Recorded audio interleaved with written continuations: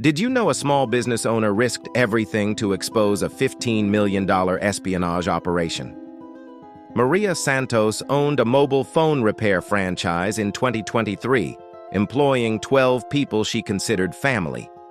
During routine quality checks, she noticed something strange. Technicians were installing unauthorized software on customer devices.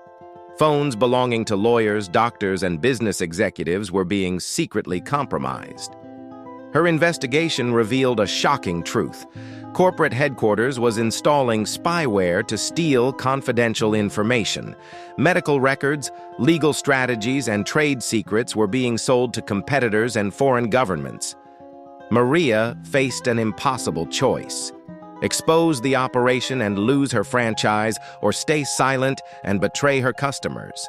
For months, she secretly documented everything, recording conversations with supervisors while pretending to comply. When she finally testified before Congress, federal agents raided franchise locations nationwide. Corporate executives were convicted under espionage laws. Maria received whistleblower protection and a cybersecurity consulting contract.